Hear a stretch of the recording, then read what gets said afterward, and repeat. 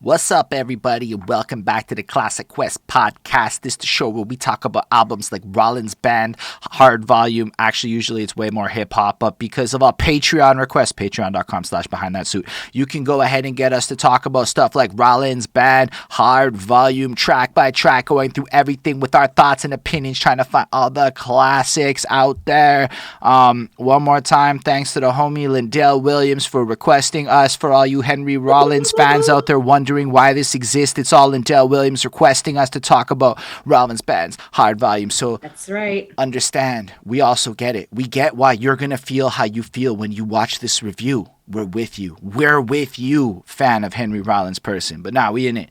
We're going to do it. We take it serious. That's what we go through here. And because we like to start the show off proper, look at me forgetting my name. Holden Stephan Roy, and y'all's names? Your lady friend Bonnie. And I'm Chris Chrome. That's right. They're going to do this with us. Woo! So basically, we like to start off the show contextualizing our familiarity with the artist and explaining to you, fan of the Rollins Band, why we are talking about this album in the first place. So, Mr. Christopher, can you describe your familiarity coming into this project?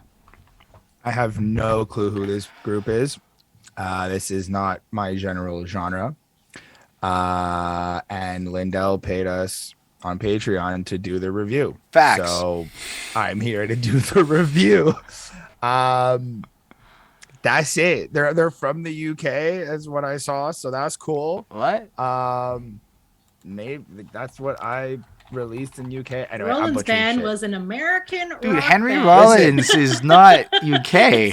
I know nothing about this. You That's just what punched I'm in, standing. Bro. If you punch in Rollins Band on Google, It's on the same damn Wikipedia page you didn't check. You know what? This is my morning, guys. What up, y'all? This This is what you're in for. Yeah. You're in for it. Don't worry. We'll call him out if we need to. So that's where Chris is coming into it. Brand fresh exposure. Not a Rollins Band fan coming into this. And you, your lady friend Bonnie. Same as Chris. Facts. Yeah. Never heard of it. Never, wouldn't have done it if. I don't know who did the Rollins Band review then. I guess because we did a review for these people at Lindell's Patreon request several years back. It was the 90s. Did we? We as in Holden and others. So maybe not we as in us three. You had a rockin' beard show. Yeah, maybe it was me and Sid. Maybe it was me by I don't know who did it. That's But I've done a Rollins Band review before, so y'all can peep that on this channel. And it's there. It's a real thing. Basically, Henry Rollins is one of those characters in music I find super interesting. I mean, he's done a whole lot of shit, and he's really like politically interesting as far as ideological pursuits. And I just find him like one of the more like I can listen to the guy talk about stuff. Like it's not even about music. He just has one of those voices where when he talks and just expresses his ideas, I find his articulation super interesting.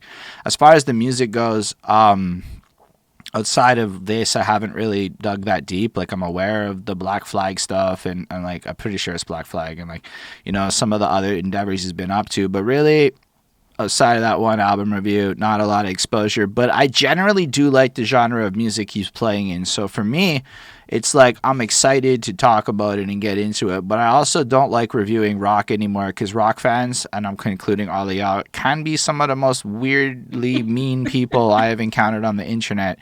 So I'm just going to let y'all know I'm a lyrics dude.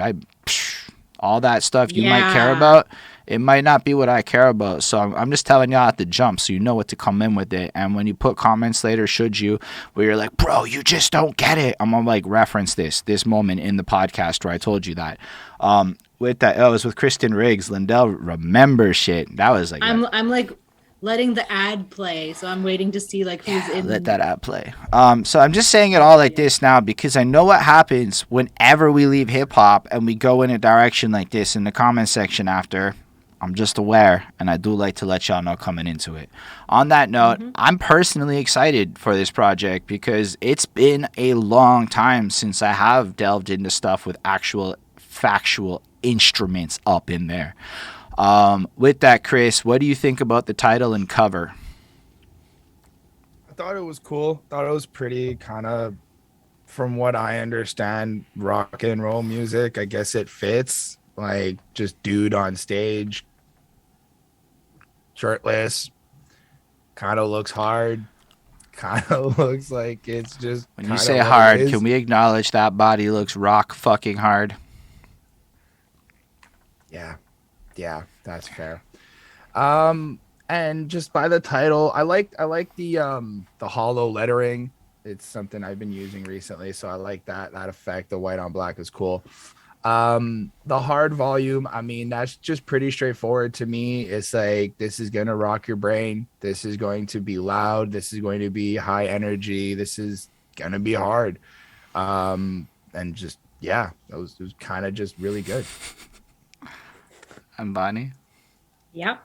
So the cover, it's like a black and white picture of a man. I assume it's Henry Rollins. But most of what you can see is like just like his torso. And like I'm assuming that like it is Henry Rollins because it kind of looks like he might be like on stage or like doing something like he's all like hot and sweaty. And it is like kind of sexual because like I don't know. It's kind of sexual. It's a man's body. It's whatever. Rock hard body. And even if we like flip over to this other cover over here, where he's like his muscly ass back and shit, oof, look at him go. Sure. Yeah, and then like also like the title kind of like hard volume ties into it because like his body is hard, and like again kind of more like sexual again, and like the volume is like you're going to like want to like turn it up, like you're going to want to turn this up, but it's also cool because it like in my mind it like tries to like visualize an abstract idea of volume, to be something that is hard, like a physical attribute to an abstract idea. So I thought that was kind of cool, and that the music was going to like hit you hard. So that's kind of what I assumed it was all about. If that makes sense. It does. I appreciated it. Hard volume. I mean, I kind of agree with what you're saying. I don't really know that I can add that much more to it. I just think it's he very much knows what he's doing with his shirtless body. Very much understands the impact of that. And I've noticed a lot of people do not wear shirts when they're in a certain tier of celebrity. And just wanted to point that part out. On that note, we have a lot of songs to go through, including apparently a full EP size song all by itself, full album size song by itself. So actually, not a lot of songs, because just a lot of long songs. Yeah. Because there's only 8 songs. But that last one's a monster. So let's talk about hard. All right, people watching, you may have watched us cut. If you were with us at twitch.tv/behindthatsuit, you would have just listened to us listen to Hard live on Twitch, where the copyright people aren't as mean. On that note, Christopher, I would love to know what you think about Rollins Band's Hard. It's a good start. I think it really does come in hard. I think it really does give you that essence of the title track and kind of what you're going to get through the project. Definitely when we talk about like projects are supposed to bring you into a whole different world, this clearly right off the bat, just like, I don't know why, whatever. I just went and it was dope. I like some of the lines. It's hard to get high and it's hard to get through. Kind of seems really realistic and like, yeah, shit's hard. But I like how he's using I'm that hard man, so good to find. I'm that hard man with an iron mind. I like how he's using hard to like embrace it in a sense.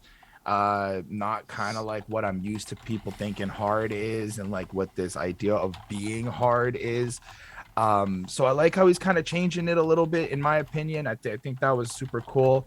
I realized that like this is short, like in terms of like I'm used to like the structure of like the verse, the chorus, the this, the that. So when I see this, I'm like, this just kind of looks like a verse that I would write, sort of broken down just for my verse. And I thought that was something that stood out to me. Again, I may not know much about this type of genre of music, so that's probably why.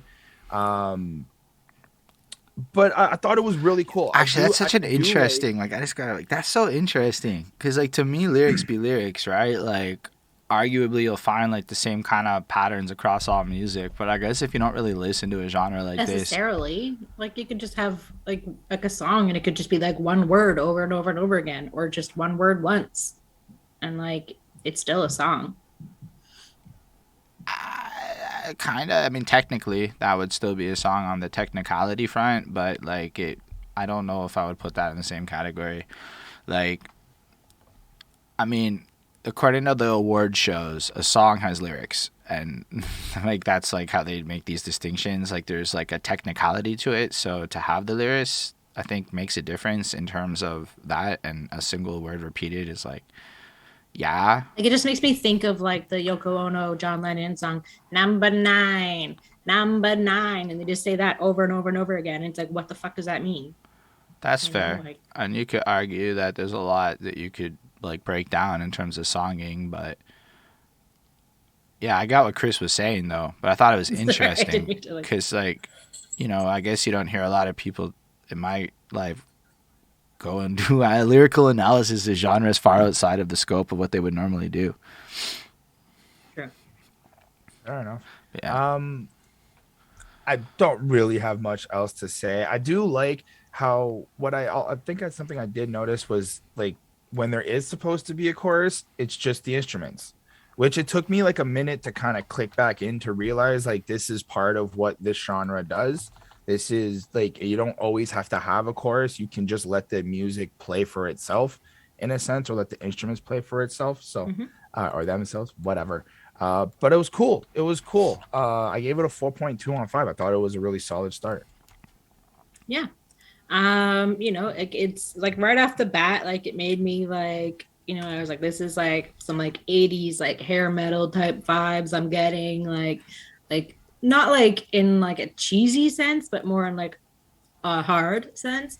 Um, and like there's like not necessarily like a lot to the lyrics, but they are good, and it's just like some good guitar and some good drumming, and it's hard and it stays hard, and it is like very phallic in like that sense.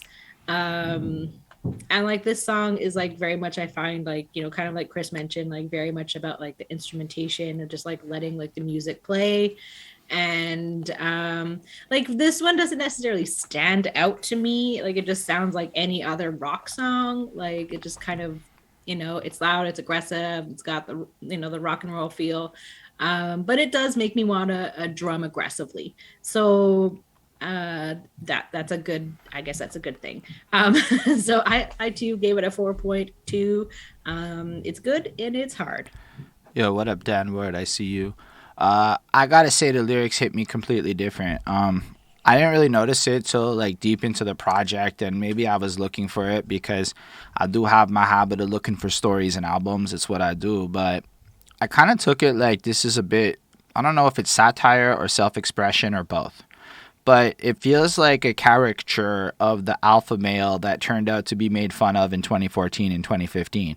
I'm like, when you see those dudes be posturing and shit, whatever, but this is like the 1989 version of it. So like that super manly shit, that super like, adrenaline junkie, take it to the edge, fucking get jacked up type dude, right? Like, I almost picture it like that. And I feel like the album explores the psychology of that in a sense. So when you're looking at this lyrics, it's like, it's hard to get high, it's hard to get through, it's hard to hear me when I'm talking to you. Like, that's like amped up, trying to fucking express it. You can't get your words out. You see the eyes, they kind of have a meaning to them, and you can just tell he's hard, but maybe there's not really real communication and things happening there. And then he's got a stubborn mind. He stays hard. He stays burning. It's motivation. It's almost like the consumption of the passion of whatever it is that makes you hard and focused and determined becomes like locked into this tunnel vision obsession, where you can see people become super hard in their obsessions on social media now, in a sense. Like, you can almost see this play out as people play in the device of politics and the posturing that the media stimulates through the left versus right, etc., etc. hard sense makes sense. It's an interesting line. Like if it's got that passionate inflaminess behind it, it creates sense, and the ambiguity of real life in the gray zones make less sense, so it's harder to draw the passionate attachment to. Real pain is what I reach, the real thing is what I keep. Like how many people basically sit here in the context of latching on to pain as reality. And I noticed back in my darker days when I was depressed and trying to cope and fucking living a more masochistic, self-destructive lifestyle, you know, it's almost like this fetishization of being hard and whatever it means. I thought it was super interesting. Like, is it pro? Is it con? I can't tell. But I know people like this, and I've had moments like this in my life.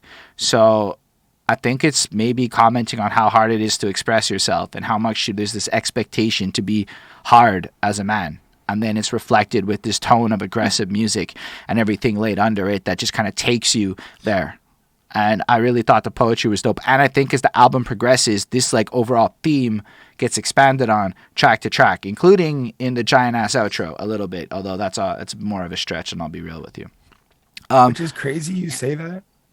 Just like a quick note, it's just crazy you say that about the theme, because I was like, usually I go into projects looking for themes and stuff, and for some reason it took me like a minute or so to like, oh, is there like a continuation here? Like this whole thing threw me off. But that was and like, here's the thing, y'all. Musically, this shit's brilliant. I don't know how to fully describe it. The bassist is next level. What he's doing is a lot more than just basic roots. It feels like some arpeggio, actual artistic composition with regards to a melody that complements the lead guitars and shit. The drums be like fucking kicking that verse, all kinds of dope ass shit. I fuck with it a lot.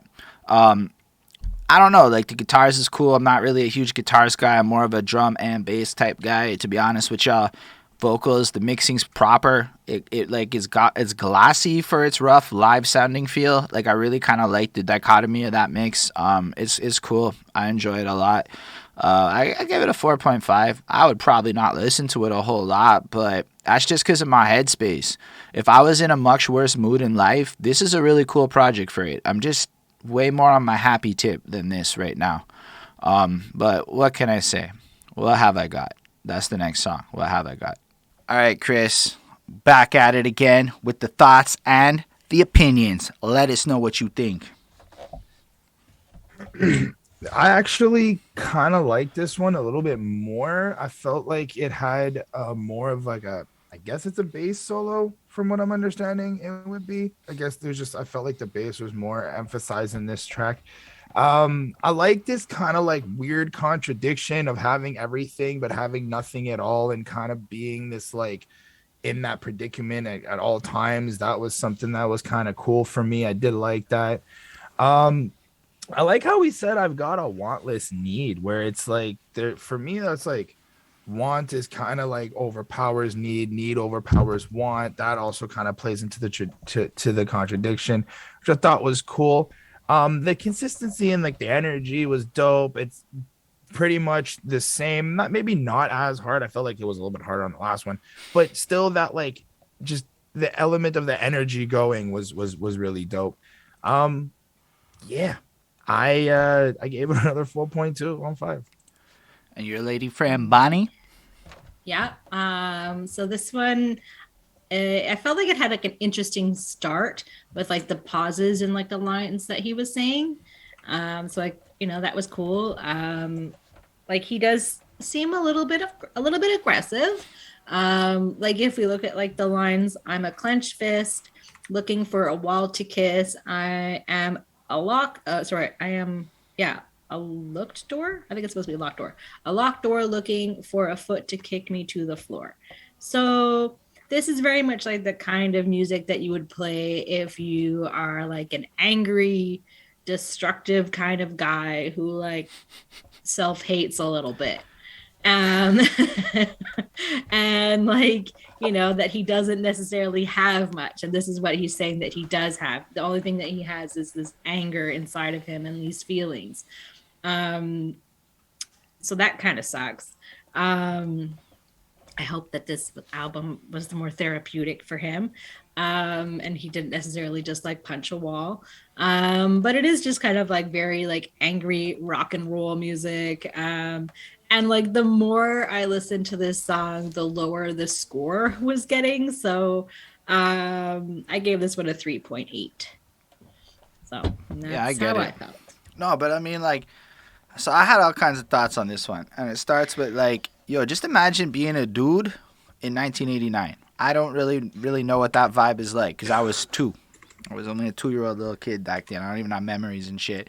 But I do know Mm-hmm. that the state of emotional expression as men across the 2000s and shit was not like simple. So a lot of people felt this kind of rage and stuff and don't Very true. necessarily have like outlets and stuff, right? So I think Yeah. what Henry Rollins does super well is like capture the emotional frustration of people who feel that way and go through things, especially if you go through shit when you're young and you're in that like rage monster place and you Well, he don't was know. probably like what, born in like the 60s. So, if you grew up in the 60s, the 70s, like that was still a very like be a man, like dominated like I mean, time. I think And it's then in the 80s. really the last 5-6 years that be a man attitude is taking a hit, and it's like now the kids don't think it's cool, so being a man will mean something different regardless to what old people want. But like at that point in time, man, it's like you just gotta look at the movies and shit.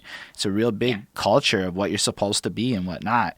So I think though that like it's not just violence, it's like I've got a heart that aches, I've got the hands that like to break. So there's this correlation between the pain and the sorrow and the darkness he's feeling, and then the violent tendencies that maybe come along with those emotions, especially if you're like amped up in this super macho situation and you have the mindset of hard that we just had about like almost like you're forced into this and now you're here and what do you do with this? Now you've got all this anger and this hate, this emotions what drives you. And honestly, I've had phases of my life where the only defining character I have is this feeling that he has here, and it like shapes a whole bunch of shit. I mean, I'm not there no more, but it actually brings back like really vivid memories of being like 21 and shit. I get so mad. I do things that I regret. So stupid, but not stupid enough to ever forget. Like, I don't know. That feels like so many of us, or such a frustration in how to cope with stuff. And like, especially with these times being like locked up in the room where like I might go 6 days and not leave the apartment and stuff. Even lately, I could find myself kind of feeling that trapped sense of frustration. I think the poetry is just apt.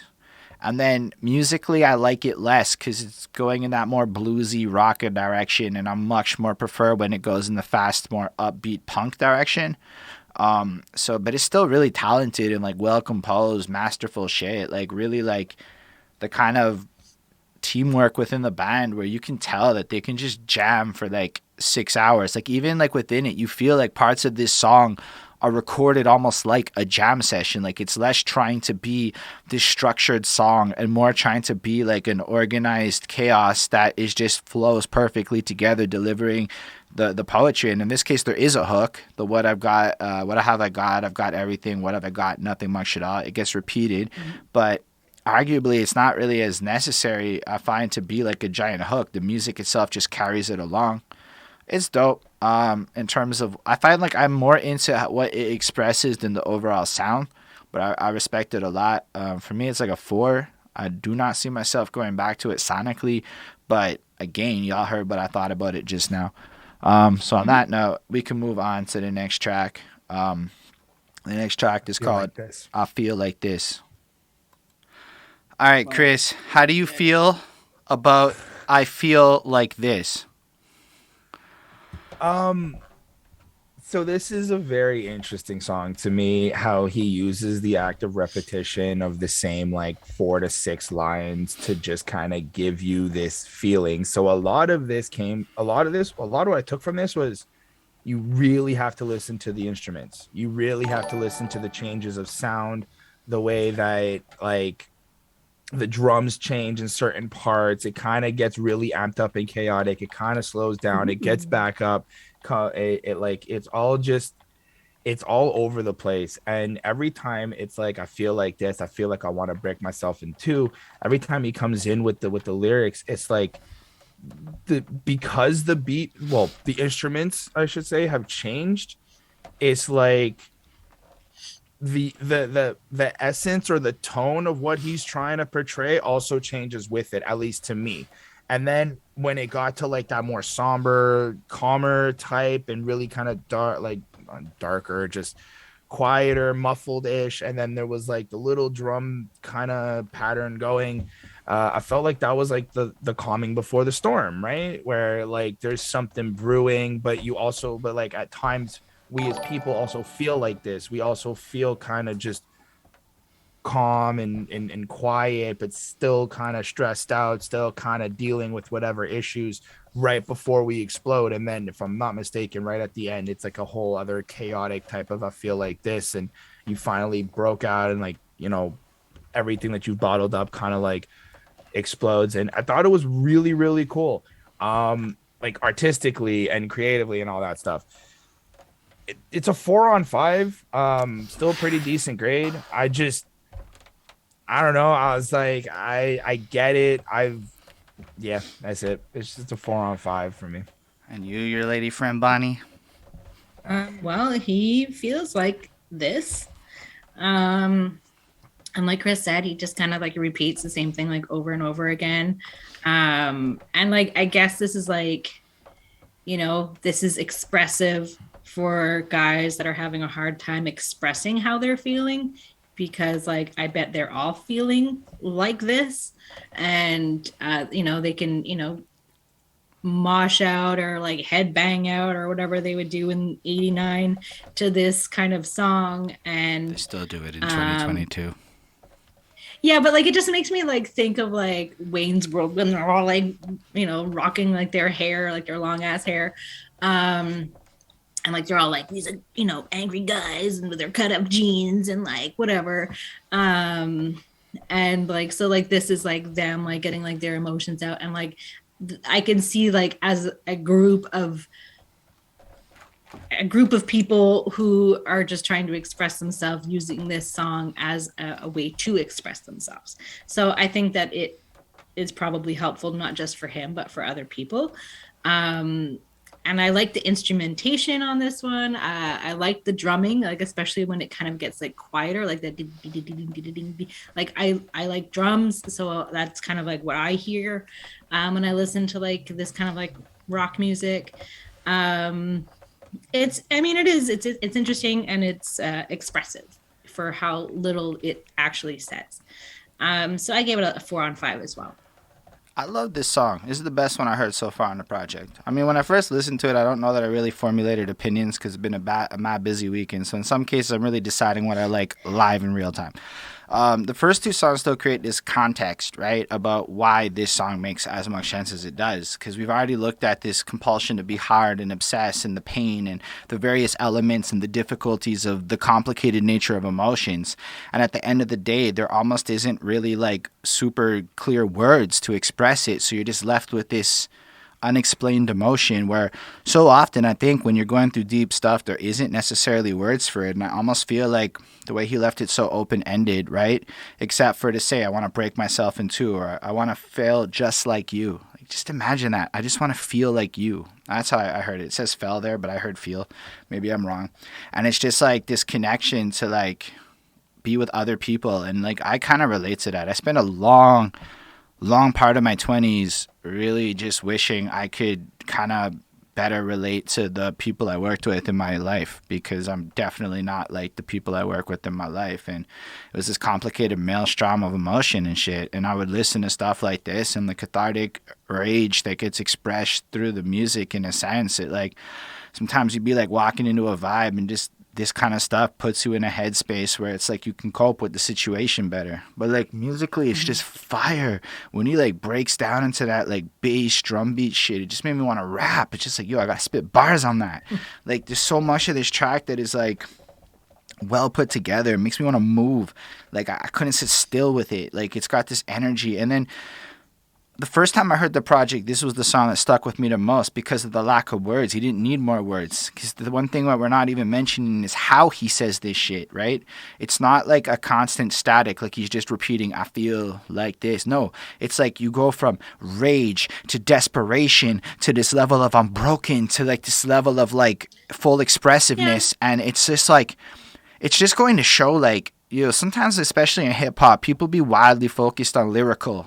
This is very lyrical to me. This expresses so much to me. More than if somebody had taken the time to write me fucking 600 words on the subject. And it's just beautifully done. It is like a perfect, real expression of what it is to feel like this when you're in that moment. And you don't need it to be specific to a person because the music allows you to put your own stuff into the template. Do you feel it like I feel it? And can you feel it like I feel it? That's how the real message of it. So first off, can you sympathize with this and do you understand it?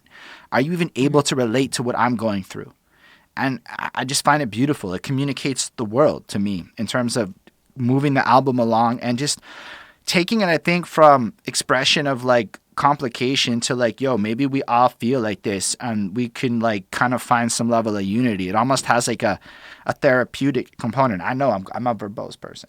But like this is kind of like where I feel this song went. And it's just so cool that something with so few lyrics can communicate so fucking much just because of emotion, tone, and delivery. And it just, this kind of shit makes me rethink so much that the rapidy rap folk I know stick to like fucking glue and shit. Because you can't rap a song like this. It's not possible. You have to do this to do this kind of song. Anyway, this shit's a 5. I'll fucks with this one. This is an amazing song. This is a really cool vibe. I would put this on, especially when doing copy-paste boring shit in a bad mood. On that note, let's move on to Planet Joe. Felt like it was a little bit of a commentary on life and kind of like what's going on in the world. Maybe that's just my perception of whatever is happening, but just like I don't need no friends to tell me who my friends are, dealing with like fake friends and stuff like that.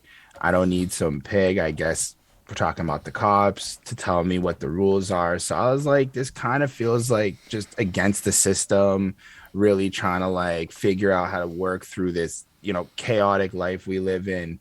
And I enjoyed it. I like the energy when he was saying these blues come down. It kind of like felt like these bombs come down, the way like he kind of expressed it, like really just heavily. And when you think of the blues, you think down, you think mopey, and it's just you kind of just feel stuck. So the fact that he was able to like present that with just heaviness was super cool. Then you get like, the other parts, like the streets are burning, the years are turning, the sky is falling. It's just, I really felt like this is kind of a depiction of what's going on with the world. Again, the music holds up well. I do enjoy it. I do like just how it kind of flows through a little bit. And the end where like the load ugly, I thought that was cool. How it's like, at first I was like load with like a gun type thing, but then you're loading up with ugly, and it's just the idea and the concept of like using the word ugly. That was actually really interesting as well, which I thought really kind of stood out. Overall, I gave this a 4.5 on 5. And how do you feel, Nice. your lady friend Bonnie? So from what I had read on Genius, this song was about like the lead singer Henry Rollins' friend, roadie, and roommate, Joe Cole, not to be confused with J. Cole, who was shot on like their front steps of like where they lived while he was getting robbed. Although when I verified that, he died in 1991 and this song came out in 1989, so I'm not really sure if that's accurate. But anyways, I just thought I would try and figure out what Planet Joe was about. And like the beat, like it felt like a heartbeat. Like the way it like do do do do, like it just kept coming in like that. And like this one, it reminded me a lot of kind of like the more aggressive songs by Jim Morrison. So I felt like he was inspired maybe by Jim Morrison a little bit. I mean, that's what I took away from this anyways. And then like the beat evolves a bit, and like he definitely like has been like pushed too hard.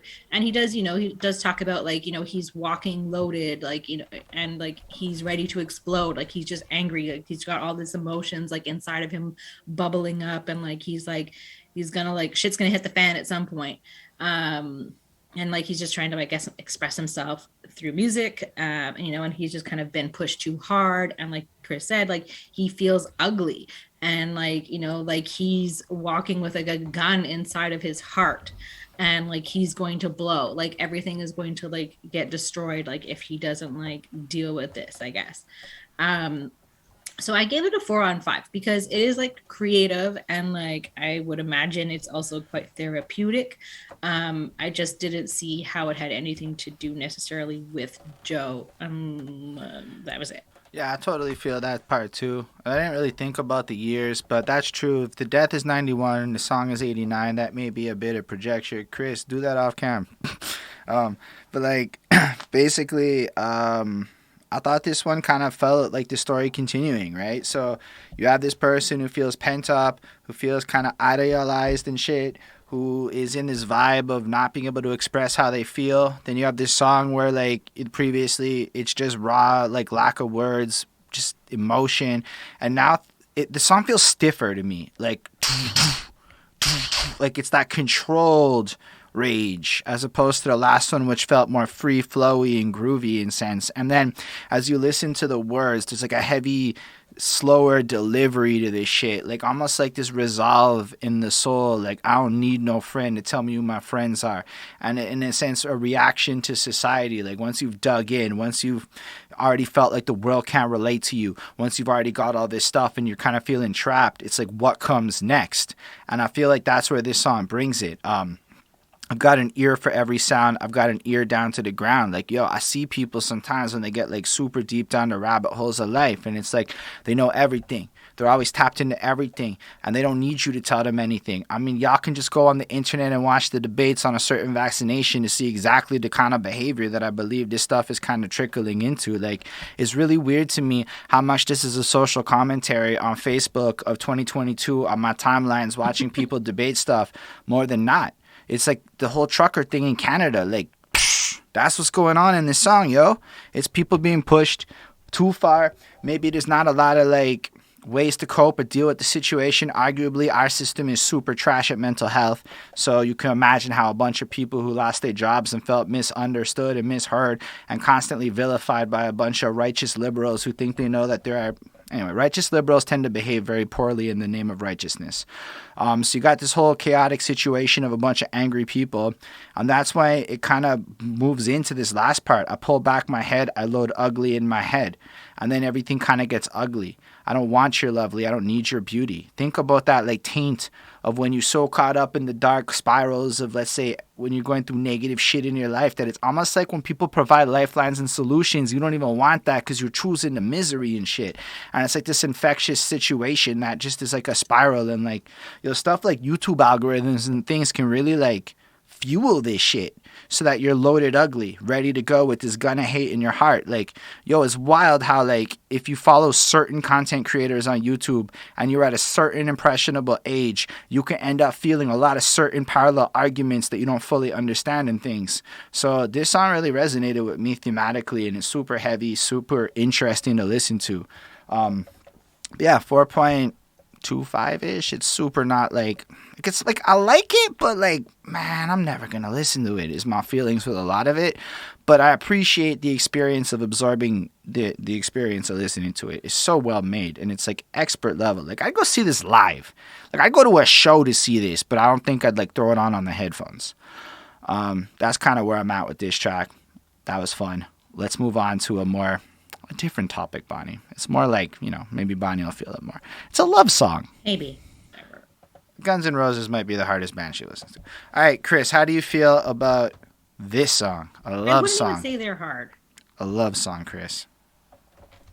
I think this is a really cool song that kind of, the way I see it, is expressing a relationship where he loves and hates, I guess, the person he's with. Maybe it could also be with himself, dealing with that love and hate for yourself. Again, it just felt very repetitive, very driving home this emphasis, like this idea of like love and hating yourself throughout the whole song. So that was cool. I kind of like how he like kind of presented this like psychotic episode near the end where he's like growling and roaring out and like making these weird sounds as well as he's performing the lyrics, which was super cool. Like the fact that he could still like do the lyrics and then change into those growls automatically and just keep it flowing was just honestly really, really nice. But like, yeah, that's kind of what I got from it. I think it's one of those two aspects. I think a lot of people may have gone through something like this, just at whatever level. I think that it's something that's very relatable, to a certain extent, I guess. I gave it a 4.2 on 5. And you, your lady friend Bonnie, how do you feel about this whiny boy love anthem? I mean, if some guy sang this to me, I would be like, go away.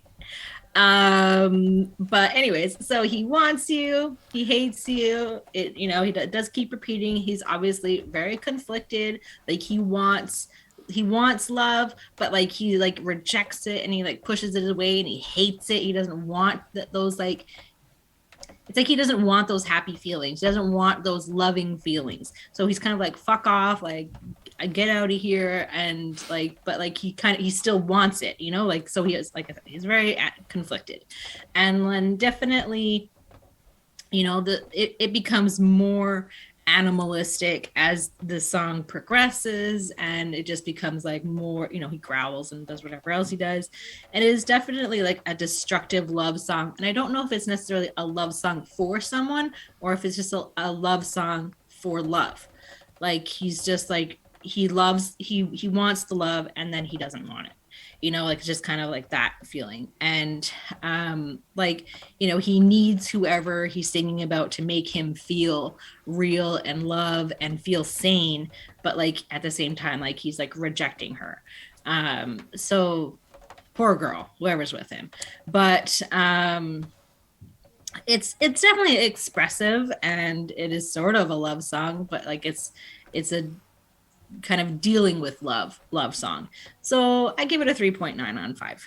So I love this song a lot in terms of its placement in this album, because like I said, this song, somewhere around here I started to realize, this is like Henry Rollins trying to express, in a sense, how people kind of go down this rabbit hole into places where maybe like things can end up like domestic abuse or complicated situations. And it's like he's exploring the psychology behind it. I am projecting a little bit, but if you really think about it, there's a lot of problems with dudes accepting love. Like we fucking weird the fuck out when people hug us or touch us, and we don't handle affection well. And sometimes when people be like really kind to us, especially when we're in really dark places, all we do is lash out and do some dumb shit. And we pivot back and forth between like, I want you and I hate you. The hate you might come from a lack of self-esteem and loathing, and I don't deserve this, so I may as well sabotage this shit before it goes away. Or the I want you might come from the, possessive nature of maybe not being as functional and understanding the world. Already we've got this character who's iron-willed, unable to necessarily pivot emotionally, can't express themselves properly, etc.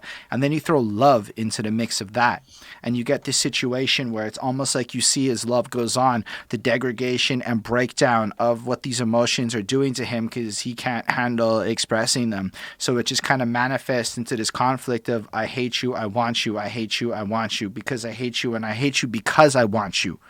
That's powerful, because all of a sudden when you're in love, it's over. You're going to do some shit where you care about people and it fucks you up and stuff. It's hard to be in love sometimes. I know it's fun and I wouldn't trade like love for the world and shit, but when you like gotta let people in and like actually deal with emotions because of love, is a wild experience. And I do not think men in a lot of ways are equipped to psychologically deal with that shit, because what training did a lot of us get? And I mean even my age group and shit, like what fucking training did we get to handle emotions in life? We was mocked for that shit up until what, all of a sudden it's cool to be emotional like 7 years ago and shit. It was a hard flip.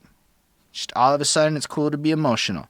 So it's like, this is all real stuff. So I feel like this song, if in the context of the album, is just brilliant in terms of almost showing a consequence to what happens to people and how you end up as you tackle these various subjects, like expressing yourself, etc. And I think it's interesting because, I mean, it's a really honest song. It's not comfortable. And yeah, might be a little gimmicky with the growls. And as Chris pointed out, what a crazy versatility in his delivery of vocals. Like, I don't even know 10 people that are that good with their voice. But like, I just think it's almost a relevant song because to this day, people still feel like this way. Look at the fucking way femicide or whatever it's called in domestic abuse situations in Quebec alone. Like, we are a fucking terrible people for how we treat our women sometimes. And like, if you look at the stats and shit, and we don't really talk about it, but songs like this at least can kind of like try to do something about it. So I took it like that. And maybe I'm wrong. Maybe I'm just projecting into it. But I think that's what the most remarkable thing about this album is to me so far, is how it may have been written in 1989, but it still feels like it's tackling issues men are dealing with in 2022. So yeah, whiny boy love song. Totally get it. But especially in 89, I don't know how much it was being written about. No context at all for that. But that's what it feels like to me. As a song, it's like 4.2-ish. It's well made. I don't really vibe to it as much as some of the other ones, but I really appreciate it, and I think it's as well made. Like, you have to understand, objectively, this is extremely well made music. It's all like outside of my preferences and shit. On that note, I think we can move on to the next one, which is Turned Inside Out. All right, Christopher, tell us your thoughts on Turned Inside Out.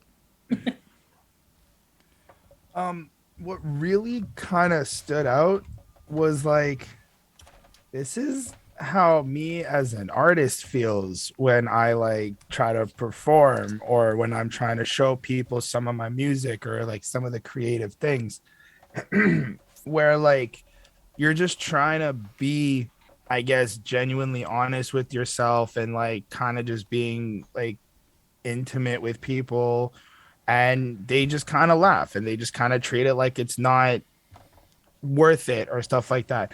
I know that there's more of like a figuring out who you are in this song and like coming to terms with a lot of like the things that are about you that you may not like and that you feel like a freak. And then when you turn it inside out, it's like everybody can see it and you're afraid that, you know, people are going to laugh and going to like make fun of you. And it's really, really good.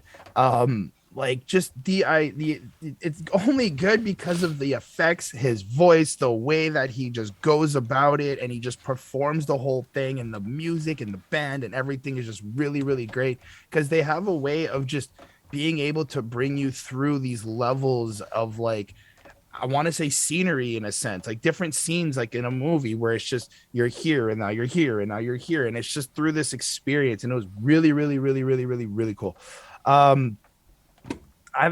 Besides that, I just kind of straightforward. I like his use of criminal. I guess it's more like at the time, criminal would be like the idea of what bad is. So like, if you turn yourself inside out and people could think of, I don't want to like associate with like doing like nefarious activities, but it's just, I guess at the time that was the language for bad, and this is what somebody who does bad things is called.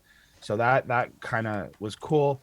But other than that, it was really just a 4.2 on 5 for me. Okay. Yeah, I mean, that's kind of what it is. It's like, I found that this one, like his like emotions are like bubbling out of him, and like, you know, he's kind of saying that he feels like a monster, and he's letting his like inner darkness out for everyone to see, like, and that's kind of what this album is like, this is all of his like inner turmoil for the world to see, and I guess listen to, you know. And he's saying he's like, he's not a good person, like Chris said, you know, he feels like a criminal, a freak, a murderer, like all of these like, you know, things that aren't necessarily good, and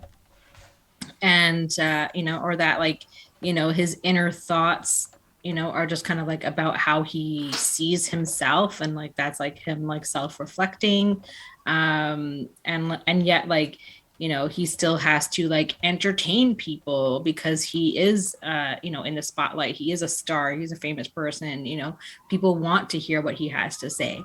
So there is sort of that like inner conflict being shown, like where he's kind of like, I'm trying to like express myself, but like it you know, it is still vulnerability that he has to show. And so like, I do feel like this one definitely like matches the title, because he is turned inside out, like he is having to like, you know, he's showing himself to the world, his insides, and that's what it is. And the music is intense and like almost like like militaristic a little bit. Like it does kind of sound like, you know, like marching forward, like it is like very like robotic, like almost like kind of like steampunk-esque as well. Like there's just something about it that's very like mechanical. Um, and he hates what he sees, but it is his inner thoughts, it is who he is, and like that's just kind of like he's acknowledging that, and it is an interesting piece. And it just kind of like ends like without any sort of warning. Just like So I guess abrupt. that's yeah, and like it's that was interesting. So I gave it a 4 on 5. It's good for what it does, and I certainly do hope that this like helped him kind of come to term with like his inner thoughts. That's it. So yeah, I really like this one. Like poetically, I think you guys really this time y'all just like hit it. I'm like, yeah, that's exactly what the fuck's happening here. He be trying to get up there and express himself, but when you express yourself honestly, the world is mean.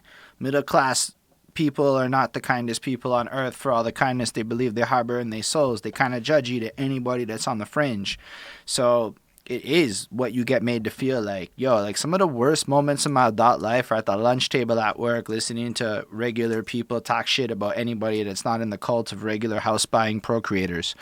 So like the cult of house buying procreators seems to dictate a lot in life. And so if you're outside of that, the entertain me part is really what resonated with me. Like, yo, I've had moments where like people will wildly walk up to me while I'm getting coffee at work and they'll like trigger me.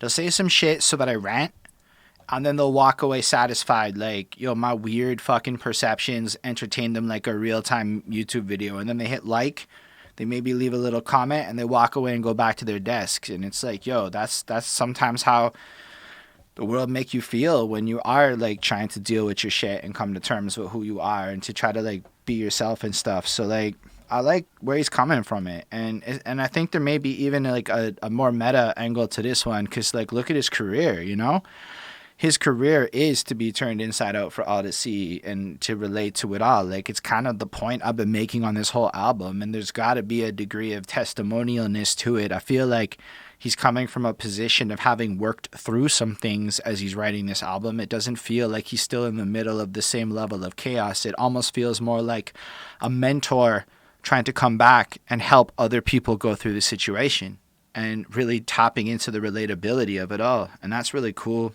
The song's a little more chaotic and structured, and as Chris pointed out, the way he blends with it as an extra instrument is just beautiful. It's more aggressive, it more taps into it. Like, I'm not feeling like this, so it's harder for me to just bump it, but it's a really well-constructed, well-made song that, especially after just exploring love and other issues, it's like, okay, we know that this person can't handle life. And when they try to handle life, this is what it feels like. So it's super like honest. Like this is like, as much as it's whiny man shit, it's an honest conversation that needs to be had, because there's way too many whiny men for it to be ignored. Like this is what men be dealing with, whiny as men may be. And yes, super whiny. We all can agree on that. But it's still valid whininess. And I think the way he's approaching it is taking a really cool angle to it all. But that's all I got to say about this one. I fuss with it still. It's 8 minutes, but it's like a good 8 minutes. It feels almost more like an art piece than a song. And this whole album kind of feels like that. Like Rollins is trying to... No, this one is 6 minutes 24. Okay, well, still it's the long next one. as It's fuck. 8:20. Still long as Yes. fuck is what I'm saying, okay? Maybe it's not full 8, but I feel like they're trying to express a clear message more than they're worrying about if you gonna fuck with the song. And I think that's really cool to see in art. Anyway, let's talk about the last album proper before the bonus track, Down and Away. Cute. All right, Christopher, tell us how you feel. Chris was, just for those that didn't see it, super looking not enthused by the end of this one. No, it's just long. 8 It's just minutes, long, baby. and a lot of noise, a lot of screeches, a lot of growls, a lot of demon-esque, freaky-esque type of noises, which I guess overall is really, really cool. Just kind of the way that I think I understand this song is kind of coming to terms with yourself, just to kind of have it all go away and get trapped in a hole and just you're done. And I think this is like for the way I took it is kind of like I've now become sort of okay with who I am, things I've gone through, but now I'm starting to deal with, I think, death and like dealing with like the no beyond and kind of like that. But yeah, I don't actually really know. So I kind of really just left this with a 4 on 5. It just was a lot to me. That's it. Yeah. Yeah, definitely a lot. And he's just kind of saying that he kind of wants to get away from like his like dark feelings, but he can't. And so he's just like constantly like fighting this like anger. And like he can't really get close to anybody else because of these like feelings, like they are blockers, to open up for anybody else. And like the closer he gets with like dealing with his emotions, the further away his love is. Like he's dealing with all of this, but he can't give love at the same time, so like he's losing out on that. But he still wants that. Like it's just like he can't have whatever he wants. I guess sort of like his cake and eat it too. And like he is just trying to like figure out his his inner thoughts again. It's still just kind of like expressing that, and it's it's just clearly not necessarily working, like no matter what he does, like and he's kind of saying like he's down and away, because that is obviously like the title, and like it does get repeated, and like it made me wonder if it was like if he's down and away from his thoughts, or whether he was down and away from her, whoever she is, like the girl that he loves or wants to love but can't. And it's just kind of like dealing with that. And because of all of that, he does feel like a loser. Like he can't love. Like he's just dealing with all of this hate that's inside of him, and he's just like rejected, like almost. But then like at the end, it basically like, he's so like animalistic and aggressive and like roar, growling and doing whatever, and it does almost sound like he's ejaculating at the end. Like, so I guess that's some of his innerness coming out. Like I didn't really quite get that, but like that's kind of what I could visualize listening to this. But like this is just sort of like that RuPaul catchphrase, like if you can't love yourself, how in the hell are you gonna love somebody else? So that's kind of what it is. It's like he's having such a hard time like adjusting to his own feelings and like loving himself, that he is just, and he wants love, but he just doesn't have like the capacity for it, I guess, at this moment. So I give it a 4 on 5. Yeah, I liked it a lot in terms of like its placement on it. It's a very chaotic song. It's like more metally aggressive, like it's super expressive. And what I like about it is that it doesn't leverage a lot of like lyrics in the same, like there's a fair number, but for 8 minutes it repeats itself a lot, looping the same hook, pre-chorus and verses again and again to exemplify almost like this rumination in your mind, I find. And it starts off and he's actually like really calm and composed when he says the beginning parts of it. Like I close my eyes and I look inside, I realize I'm in a bad place, and it feels like almost like he's listened to all of the advice in the rest of this shit, and he's kind of evolved to a place where he can handle it. And then as he's trying to really cope with it, he still can't. And it's like you're still left with it, where even if you're trying to deal with things, you still have these moments where it's like that, where it's like as people get close to you, you push them away. It's like you can't accept the love. It's like you can't accept the closeness of people, and it creates this franticness of it. And it's like people maybe can't feel you, or you can't allow them to feel you. And I feel like it's just the reaction to all of those emotions that he's exemplifying. And as the music gets more chaotic, more screamy, more looping into itself, it's just like what I think happens in people's minds a little bit. Like when you're trying to deal with the same thing over and over and over again.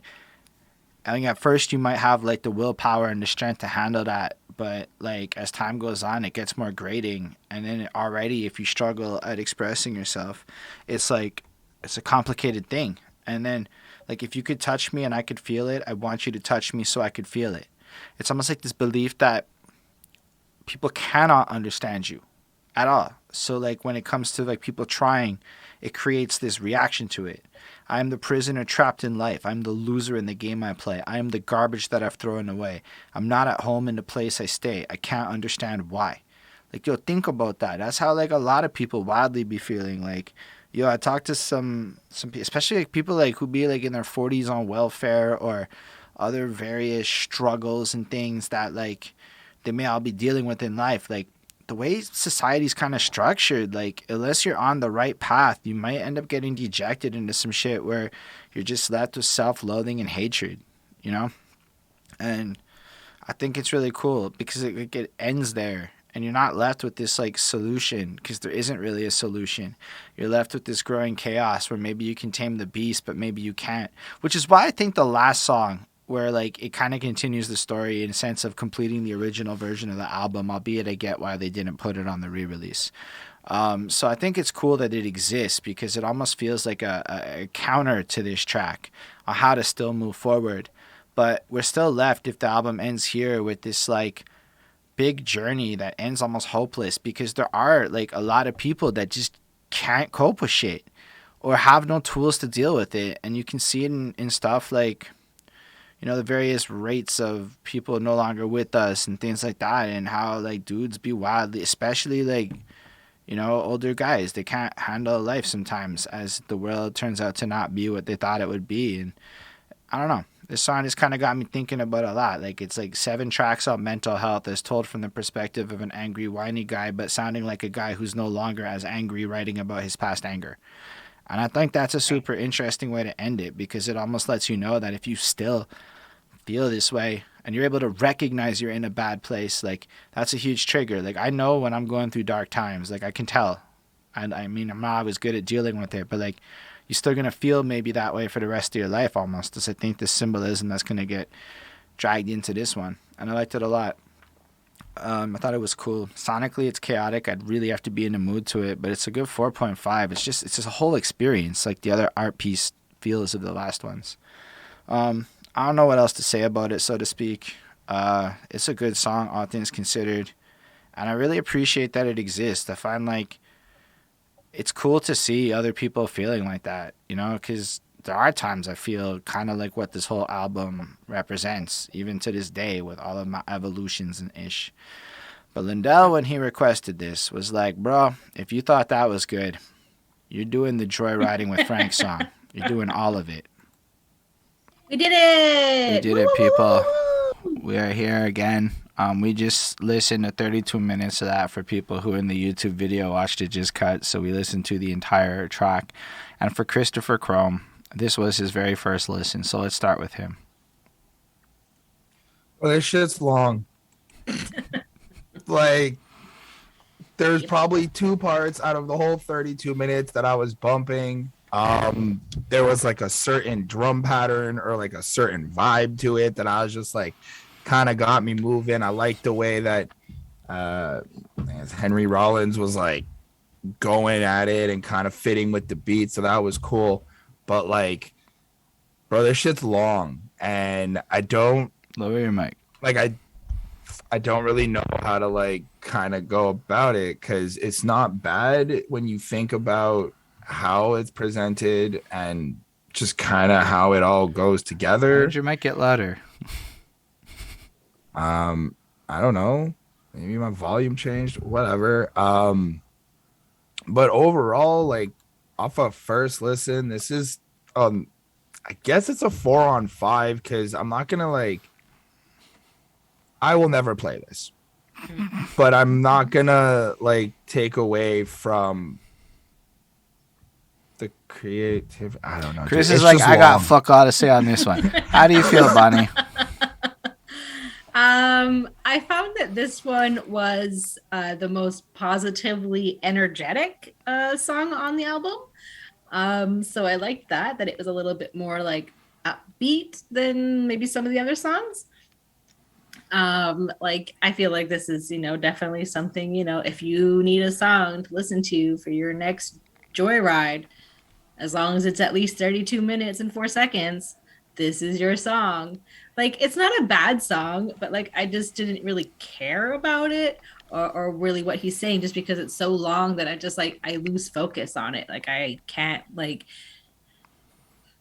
Shamita like actively listen for like those 32 minutes, like, and listen to like what he's trying to say and like what he's, I don't know. It did feel like it just, I couldn't pay attention to it for like that long. But like it is definitely something that I would, maybe listen to like in like the background, like if I just wanted to have like music on.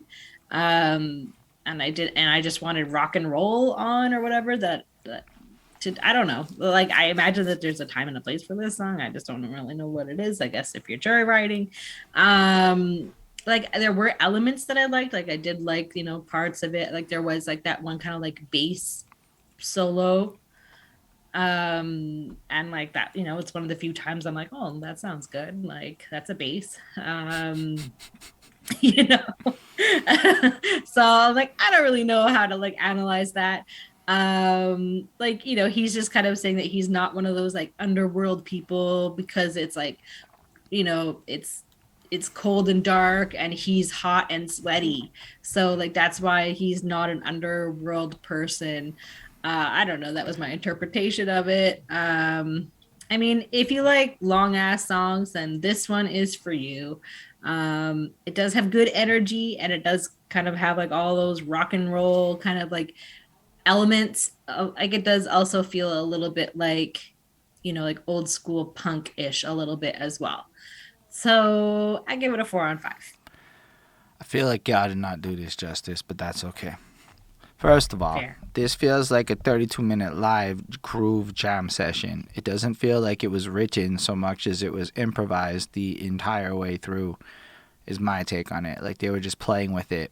And throughout this composition, it feels like it evolves across multiple parts while still maintaining a congruency of being the same core riffs, grooves, and notes, so that it feels proper. But like it's almost like as you explore it, they take it where the focus might shift to the drums, to Henry, to the bass, to the guitar, to like everything there, while flipping around the specific things. Like maybe you'll get a bass solo that goes all funky on it, but then it's going to come back into that main thing so somebody else has a chance to shine. Meanwhile, when you listen to Henry throughout this, in a lot of senses, I feel like I said on the last track, this is almost like a response to the album, because the album has like this really dark, real tone to it, really written pain and stuff, and this feels like the freedom after. Like it re-goes through a lot of the emotions that you feel on the album, but with like almost this celebratory victory tone to it. And like it just has him being like, no, I'm not that. I might feel that way, but you can't make me that. You can't, like, when even that underground line that you put, it's like, think about it from a perspective of the world is trying to make me feel like I'm part of this underground, that I should be hidden, but nah, you can't stop me. I'm too powerful. I'm too strong within my soul.